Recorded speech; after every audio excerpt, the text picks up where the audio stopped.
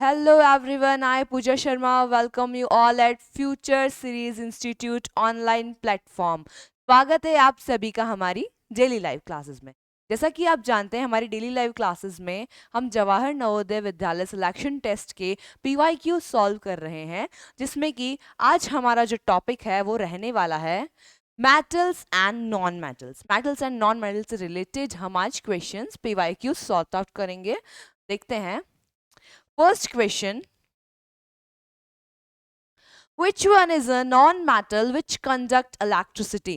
इनमें से कौन सा non-metal electricity को conduct करता है? तो देखिए यहाँ पे सबसे पहली बात कि कॉपर और मर्क्यूरी दोनों ही मेटल हैं, नॉन मेटल्स नहीं है।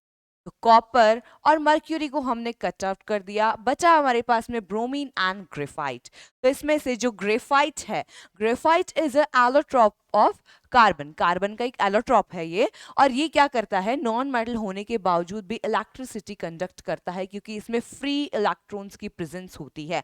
तो our correct option is C, graphite. Graphite is a non metal which conduct electricity. Okay, चलते हैं आगे।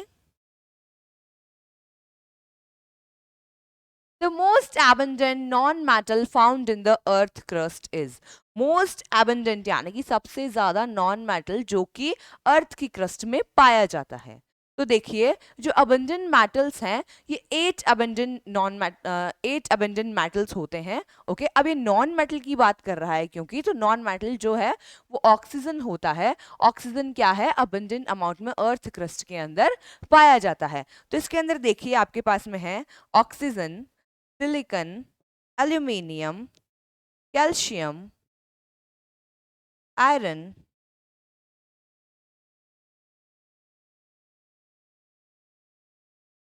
Magnesium, sodium and potassium. Okay, तो इनके अंदर से आप देखिए नॉन मेटल कौन सा है, ये वाला नॉन मेटल है, इसीलिए हमारा करेक्ट ऑप्शन ऑक्सीजन होगा कि most abundant non metal found in earth crust. Okay, तो ये हमारे अबंडेंट मेटल नॉन मेटल्स है जिसके अंदर से जो ऑक्सीजन है it is a non metal that is found in abundant amount in earth crust. Okay, चलते हैं आगे। The property of metals by which they can be beaten into thin sheets. कौन सी प्रॉपर्टी है मेटल्स की जिसकी वजह से उनकी थिन शीट्स बनाई जा सकती हैं?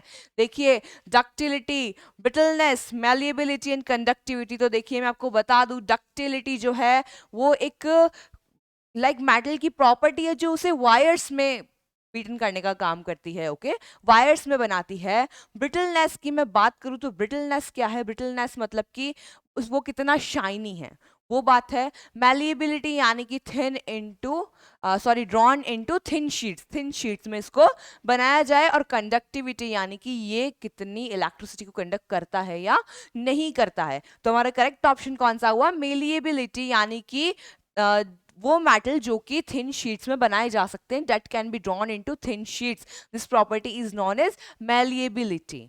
Okay, so malleability is our correct option. आगे चलते हैं। When a copper vessel is exposed to moist air for a long time, it acquires a dull green coating on its surface. The material of this green coating is a mixture of, सीधा सा बोल रहा है कि copper है, copper vessel है, उसे आपने एयर के अंदर एक्सपोज किया है, ठीक है, एयर के अंदर बाहर रख दिया है आपने। उसमें आपने थोड़े दिनों बाद क्या नोटिस किया, डल ग्रीन एक कोटिंग आ जाती है उसके ऊपर। ओके, तो ये जो मटेरियल आया है ग्रीन कोटिंग वाला, एक्चुअल में ये क्या है यही पूछ रहा है। तो देखिए इसका करेक्ट ऑप्शन होगा copper carbonate and copper hydroxide. ये क्या है, कॉपर कार्बोनेट और कॉपर हाइड्रोक्साइड है, क्योंकि जो कॉपर है जब इसे एयर के अंदर लॉन्ग टाइम के लिए एक्सपोज किया जाता है तो इसके ऑक्साइड्स बन जाते हैं एंड इसका कार्बोनेट भी बनता है। सो copper carbonate and copper hydroxide is the correct option. Okay, चलते हैं आगे। Which property of copper is used for making electric wires? कौन सी प्रॉपर्टी है कॉपर की जिससे कि इसे इलेक्ट्रिक वायर्स बनाए जा सकते हैं? तो मैंने आपको अभी थोड़ी देर पहले ही बताया था, ductility. Ductility is the property of a metal that is used for making electric wires. ये वही प्रॉपर्टी है जो कि इन्हें वायर्स में बनाने का काम करती है, यानी कि जो हम बोलते हैं कि वायर्स में बन सकता है ये metal, that property is known as ductility. Okay, so ductility is a correct option. आगे चलते हैं। Iron is painted to, iron को पेंट क्यों किया जाता है? गिव शाइनी अपीयरेंस, क्या वो शाइनी अपीयरेंस दे इसलिए। कीप इट फॉर लॉन्ग, ताकि ज्यादा टाइम तक चले। Save it from corrosion, corrosion यानी रस्टिंग से उसे बचाने के लिए। Save it from electric current, या फिर उसे इलेक्ट्रिक करंट से बचाने के लिए। तो देखिए करेक्ट ऑप्शन है save it from corrosion. Corrosion means rusting, उसे रस्टिंग से बचाने के लिए क्या किया जाता है, उसे पेंट किया जाता है। पेंट करने की वजह से जो आयरन है वो एयर और वाटर के कांटेक्ट में नहीं आ पाता है और रस्टिंग प्रिवेंट होती है। Okay, so correct option is save it from corrosion. आगे चलते हैं। aqueous solution of which of the following oxides turn blue litmus red, इनमें से किसका ऑक्साइड जो है वो ब्लू लिटमस को रेड कर देगा? अब देखिए ब्लू को रेड कर रहा है, इट मींस एसिड की बात हो रही है। ओके, एसिड की बात हो रही है। तो अब यहाँ पे देखिए हम जानते हैं कि जो मेटल्स होते हैं वो हमेशा बेसिक ऑक्साइड्स बनाते हैं, बट नॉन मेटल्स हमेशा एसिडिक ऑक्साइड्स बनाते हैं। तो यहाँ पे देखिए आप मैग्नीशियम, आयरन, कॉपर सभी क्या है, मेटल्स हैं। एक सिंपल सल्फर जो है, sulphur is a non metal, so sulphur dioxide turns blue litmus red. Sulphur dioxide जो है वो एसिडिक इन नेचर होगी। ओके, चलते हैं आगे। Which one of the following is used for making crackers? इनमें से किसे क्रैकर्स बनाने के लिए यूज किया जाता है? क्रैकर बनाने के लिए तो देखिए कॉपर को क्रैकर्स बनाने के लिए यूज किया जाता है। ओके, चलते हैं आगे। By which metal the filament of electric bulb is made up of? Electric bulb जो है उसका filament कौन से metal से बनाया जाता है? तो देखिए इसका जो filament है ये टंगस्टन से बनाया जाता है। और क्यों बनाया जाता है कि टंगस्टन जो है इसका boiling point, सॉरी इसका जो melting point है, ओके बहुत ज्यादा हाई, और melting point हाई इसका मतलब boiling point और ज्यादा हाई है। इसका melting point हाई होने की वजह से ही इसे क्या किया जाता है, बल्ब के अंदर यूज किया जाता है, जिससे कि मेल्ट ना हो और ग्लोइंग इफेक्ट देता है, जिससे कि हमें लाइट मिलती है। Okay, so tungsten is the correct option. आगे चलते हैं। The lightest element is, lightest element कौन सा है? तो देखिए पीरियोडिक टेबल आप सभी ने सुना होगा। पीरियोडिक टेबल एक ऐसी टेबल है जिसमें कि जितने भी एलिमेंट्स हमारे अर्थ पे नोन हैं उन सबको एक टेबल के अंदर अरेंज किया हुआ है according to their atomic numbers. तो जब उस टेबल को आप ध्यान से देखेंगे तो आपको पता चलेगा उस पे वन नंबर पे आपको हाइड्रोजन दे रखा है। इसका मतलब हाइड्रोजन के अंदर number of proton and number of electron one one ही है, एंड न्यूट्रॉन यहाँ पे नहीं होता है, इसीलिए hydrogen is the lightest element. Hydrogen lightest element होता है, so correct option is hydrogen. आगे चलते हैं। Hematite is an ore of which metal? Hematite किस मेटल का ओर है? तो देखिए यहाँ पे मैं आपको बताऊं जो बॉक्साइट है, bauxite is the ore of aluminium, and aluminium is not an ore. Simply क्या है, एल्यूमिनियम एक और नहीं है, ठीक है, एक गोल्ड भी और नहीं है, ठीक है। अब बॉक्साइट जो है इट इज एन ओर, और जो बॉक्साइट है वो एल्यूमिनियम का ओर होता है। अब इसने पूछा है कि हेमेटाइट इनमें से किसका ओर है, तो देखिए एल्यूमिनियम का तो बॉक्साइट हो गया, ये दोनों ही ऑप्शन हमने कट कर दिए, ठीक है। एंड गोल्ड की बात करूं तो इसका भी नहीं है। हेमेटाइट किसका होता है, आयरन का ओर होता है। Hematite is an ore of iron. Okay, चलते हैं आगे। German silver is a mixture of, German silver किसका मिक्सचर होता है? तो देखिए German silver is a mixture of copper, zinc and nickel, जिसमें कि कॉपर जो है वो 60% होता है, जिंक 20% होता है, एंड निकल भी 20% होता है। तो 60% कॉपर, 20% जिंक एंड 20% निकल जो है ये आपस में मिलकर जर्मन सिल्वर का फॉर्मेशन करते हैं। So correct option is copper, zinc and निकल। ओके, चलते हैं आगे।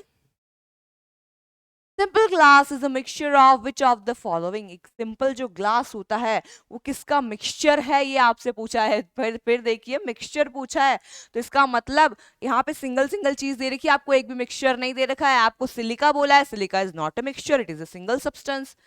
Sodium silicate is also a single substance and calcium silicate is also a single substance.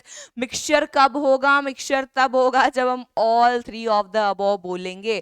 तो इसके अंदर हमें ज्यादा कुछ सोचने की जरूरत ही नहीं पड़ी, क्योंकि क्वेश्चन जो है उसकी ग्रामर ही हमें बता देती है, उसकी ग्रामर ही हमें बता रही. देखिए मिक्सचर पूछा गया है, मिक्सचर तो मिक्सचर अकेला तो हो नहीं सकता ना, तो सब सारे मिलके ही क्या है? मिक्सचर है. और वैसे हम बात करें तो सिंपल ग्लास के अंदर क्या क्या पाया जाता है? Silica, sodium silicate and calcium silicate, ये तीनों मिलके ही सिंपल ग्लास का फॉर्मेशन करते हैं. ओके, चलते हैं आगे. Which of the following gases is filled in balloon? इनमें से कौन सी गैस बलून के अंदर भरी जाती है? तो देखिए neon, radon, helium and argon. इसमें से आपने सुना होगा हीलियम जो होती है, हीलियम बलून्स के अंदर डाली जाती है. अब देखिए रीजन इसके पीछे का क्या है? एक तो इनर्ट गैस है. इनर्ट गैस मतलब किसी से रिएक्शन नहीं करती है. ओके, रिएक्शन नहीं करेगी.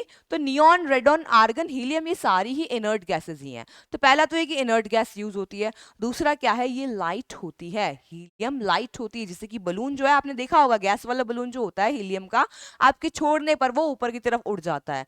ठीक है, तो इसके अंदर ये क्यों होता है ऐसा? कि हीलियम क्या है? हाइड्रोजन के जस्ट बाद हीलियम आता है. तो हाइड्रोजन क्या है? Hydrogen is the lightest element. उसके जस्ट बाद हीलियम आ रहा है, इसका मतलब हीलियम भी तो लाइट हुआ ना. तो हीलियम भी लाइट होता है. इस वजह से क्या होता है? अगर इसे बलून में भर दिया जाए तो बलून को छोड़ने पे वो सीधा ऊपर की तरफ चला जाता है. Okay, so correct option is helium. Next, which of the gases is found in biogas? कौन सी गैस बायोगैस में पाई जाती है? बायोगैस में कौन सी गैस है मेनली? तो देखिए correct option is methane. Methane mainly पाई जाती है बायोगैस में, बिकॉज बायोगैस जो होती है वो बनती किससे है? जो भी एक्सक्रीटा होता है एनिमल का, उससे बायोगैस बनती है. ठीक है, एंड उसके अंदर क्या होता है? मिथेनोजेंस बैक्टीरिया होते हैं. ओके, तो ये मिथेनोजेंस बैक्टीरिया क्या करते हैं? मीथेन का फॉर्मेशन करते हैं. So correct option is methane. Methane is the gas found in biogas. Okay, आगे चलते हैं. Monazite is the ore of. Monazite किसका ओर है? ठीक है, मोनोजाइट या मोनाजाइट भी इसे कहा जाता है. तो ये किसका ओर है? जिरकोनियम, थोरियम, टाइटेनियम या आयरन. तो देखिए थोड़ा सा लर्निंग पार्ट है हमारे पास में. कॉन्सेप्ट्स होते हैं साइंस में हमारे पास काफी सारे, बट लर्निंग पार्ट भी होता है. तो ये हमारा लर्निंग पार्ट ही है. थोरियम का और ये होता है. ओके, थोरियम का और होता है मोनोजाइट. तो ये आपको लर्न करना पड़ेगा. ठीक है, नेक्स्ट देखते हैं. Which is easily soluble in water? इनमें से कौन सा इजीली पानी में घुल जाता है? कौन सा पानी में घुल जाएगा इजीली? देखिए नाइट्रोजन. नाइट्रोजन एक ऐसी गैस है जो पानी में बहुत जल्दी घुल जाती है. Okay, so nitrogen is the correct option. Nitrogen is easily soluble in water. Which of the following metal is highly elastic? इनमें से कौन सा मेटल हाईली इलास्टिक होता है? हाईली इलास्टिक का क्या मतलब है? कि उससे इजीली कोई भी सब्सटेंस लाइक कोई भी उससे डिजाइन बनाया जा सकता है. बहुत इलास्टिक होता है जो. ठीक है, तो इसके आज जो करेक्ट ऑप्शन है ये सिल्वर होगा. सिल्वर क्या है? सिल्वर हाईली इलास्टिक होता है. ओके, सिल्वर हाईली इलास्टिक होता है, इसीलिए इसे किसी भी शेप, इससे कोई भी शेप आसानी से दी जा सकती. ठीक है, आगे चलते हैं. Brass is a mixture of. Brass किसका मिक्सचर होता है? तो देखिए simply brass is a mixture of copper and zinc. Brass किसका मिक्सचर है? कॉपर एंड जिंक का मिक्सचर होता है. ठीक है, आगे चलते हैं. Which of the following element is not present in stainless steel? इनमें से कौन सा स्टेनलेस स्टील में प्रेजेंट नहीं होता है? तो देखिए आयरन, क्रोमियम, टंगस्टन एंड निकल. तो मैं आपको बता दूं कि जो ये स्टेनलेस स्टील होता है इसके अंदर होता है आयरन, निकल, क्रोमियम, कुछ अमाउंट में इसमें कार्बन होता है एंड कुछ अमाउंट में इसमें एल्यूमिनियम भी होता है.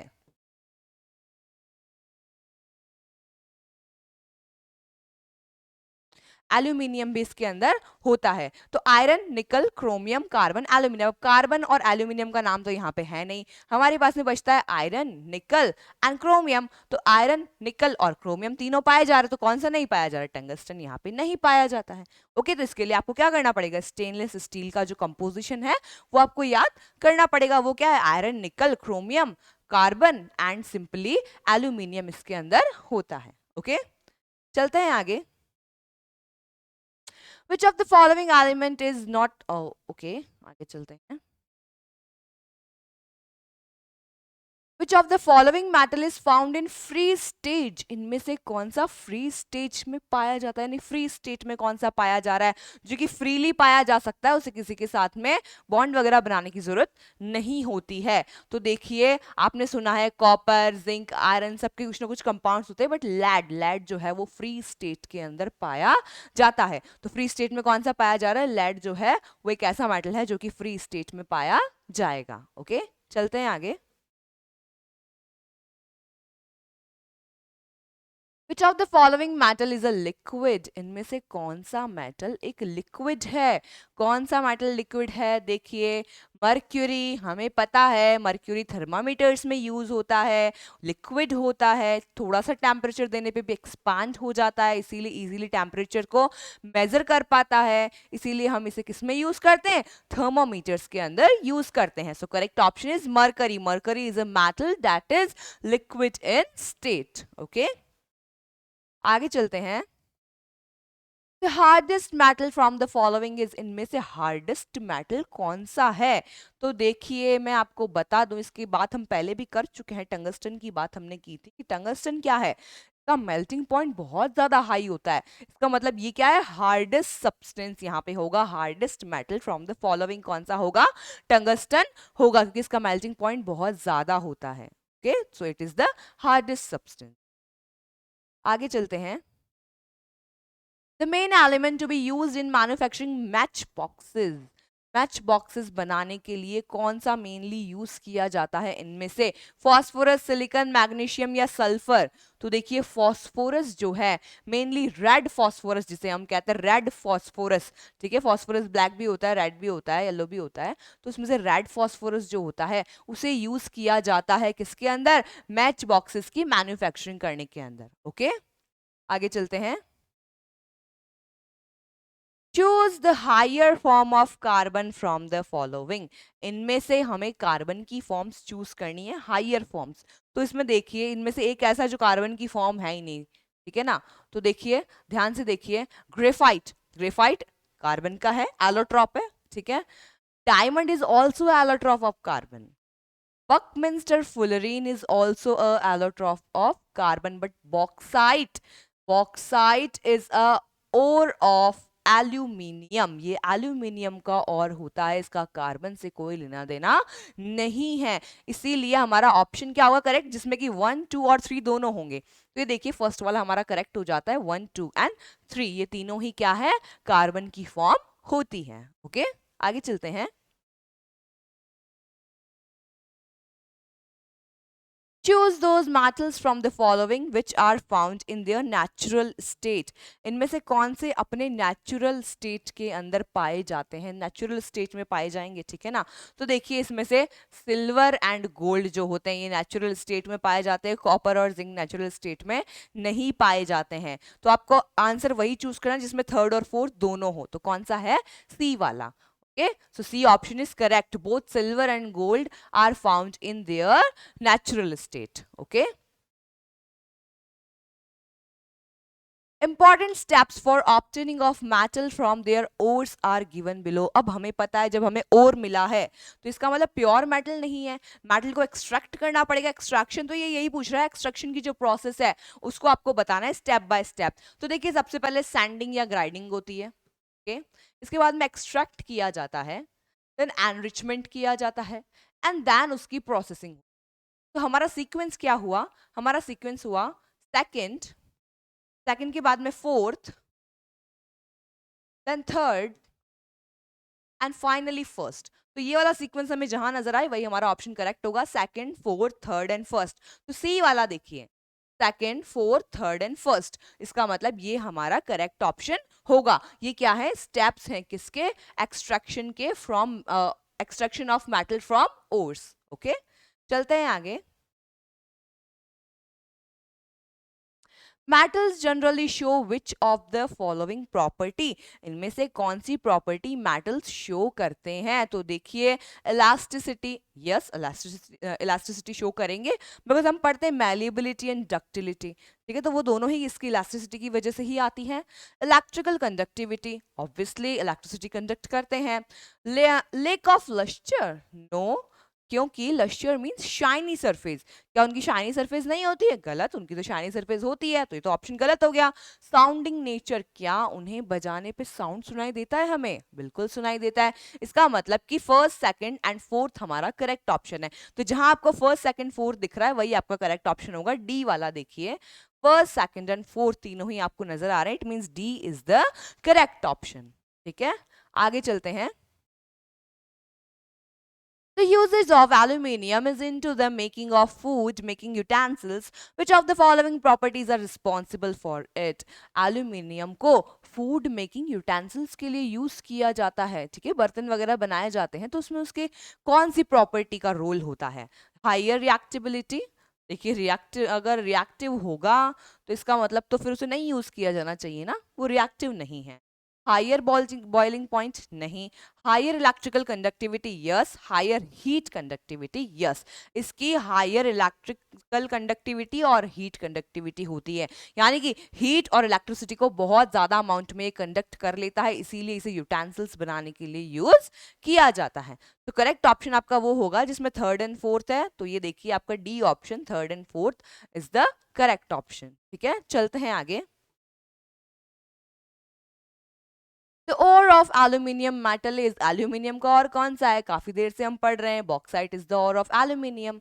Correct option is bauxite. चौथा क्वेश्चन आया जिसके अंदर हमें एल्यूमिनियम को एल्यूमिनियम का और बताना है या बॉक्साइट के बारे में बताना है, तो यहाँ से हम आसानी से लिंक कर सकते हैं कि बॉक्साइट क्या है, एल्यूमिनियम का और होता है। ठीक है, the purest form of iron is, iron की प्योरेस्ट फॉर्म कौन सी होती है? तो देखिए आयरन की प्योरेस्ट फॉर्म, स्टेनलेस स्टील तो नहीं हो सकती क्योंकि तो काफी चीजें पाई जाती है ना, स्टील भी नहीं हो सकता, कास्ट आयरन में नहीं, wrought iron. Wrought iron is your correct option. और ऐसा क्यों? क्योंकि रॉट आयरन के अंदर आयरन के साथ में ओनली 0.12 से 0.25% ही यहाँ पे कार्बन रहता है साथ में, केवल 0.12 से 0.25% कार्बन इसमें प्रेजेंट होता है, उसके अलावा पूरा का पूरा ये क्या होता है? आयरन ही होता है। इसीलिए हम बोल सकते हैं प्योरेस्ट फॉर्म ऑफ आयरन जो पॉसिबल है हमारे लिए इज रॉट आयरन, उसे रॉट आयरन हम कहते हैं। ठीक है, आगे देखिए। Brass is a mixture of, brass इनमें से किसका मिक्सचर है? तो ये हम पहले भी पढ़ चुके हैं, copper and zinc. Copper and zinc का मिक्सचर ही क्या कहलाता है? ब्रास कहलाता है। ठीक है, by red heating and slowly cooling of iron it becomes, red heating करने के बाद उसे स्लोली कूल करने की वजह से आयरन के साथ में क्या होता है? हार्ड एंड ब्रिटल, क्या वो हार्ड और ब्रिटल हो जाता है? सॉफ्ट एंड इनफ्लेक्सिबल, क्या सॉफ्ट और इनफ्लेक्सिबल हो जाता है? Hard on surface but soft iron, soft from inside, क्या अंदर से सॉफ्ट और बाहर से हार्ड हो जाता है? रेजिस्टेंस ऑफ केमिकल रिएक्शन, क्या वो केमिकल रिएक्शन करना छोड़ देता है? तो देखिए करेक्ट ऑप्शन है सॉफ्ट एंड इनफ्लेक्सिबल, तभी इसके वायर्स बनाए जा सकते हैं। ओके, इसके वायर्स इजीली इसीलिए बनाए जा सकते हैं क्योंकि रेड हॉट करके और इसे स्लोली जब कूल किया जाता है तो ये सॉफ्ट एंड इनफ्लेक्सिबल हो जाता है, या सिंपली हम इसे बोल सकते हैं डक्टाइल ये हो जाता है। So correct option is B. Okay, by which layer the metal is covered in galvanization, galvanization के अंदर जो मेटल है उसे किससे कवर किया जाता है? नहीं, गैल्वेनाइजेशन एक प्रोसेस है जिसमें इलेक्ट्रोप्लेटिंग की जाती है, स्पेशली आयरन के ऊपर इलेक्ट्रोप्लेटिंग होती है जिससे कि आयरन जो है वो कोरोड ना हो या रस्टिंग उस पर ना हो। तो उसके लिए कौन सा यूज किया था? हमने ये पढ़ा भी है कि गैल्वेनाइजेशन ऑफ जिंक, जिंक को as a galvanizing agent use किया जाता है क्योंकि जिंक जो है जल्दी से कोरोड नहीं होता है और आयरन को भी ये क्या करता है? प्रोटेक्ट कर लेता है। सो जिंक को किसमें यूज किया जाता है? गैल्वेनाइजेशन में यूज किया जाता है। Which is that alloy in which copper is not present, इनमें से कॉपर कौन से में प्रेजेंट नहीं है? कॉपर खुद हो ही नहीं सकता, ड्यूरालुमीन जो है, ड्यूरालुमीन के अंदर कॉपर भी होता है एंड एल्यूमिनियम, मेनली एल्यूमिनियम होता है बट उसके साथ में इसमें कॉपर भी प्रेजेंट होता है, ये भी नहीं होगा। ब्रास, ब्रास अभी हमने पढ़ा ना कॉपर एंड जिंक है, इसका मतलब ये भी नहीं। तो बचा हमारे पास में सोल्डर, यानी वेल्डिंग के लिए जो अलॉय यूज किया जाता है सोल्डर उसे कहते हैं, उसके अंदर कॉपर प्रेजेंट नहीं होता है। ओके, तो ये हमारे कुछ क्वेश्चंस थे मेटल्स एंड नॉन मेटल से रिलेटेड। आई होप आपको समझ आए होंगे। हम मिलते हैं नेक्स्ट क्लास में नेक्स्ट टॉपिक के साथ में और बहुत सारे क्वेश्चंस के साथ। बने रहिए हमारे साथ, पढ़ते रहिए। जय हिंद।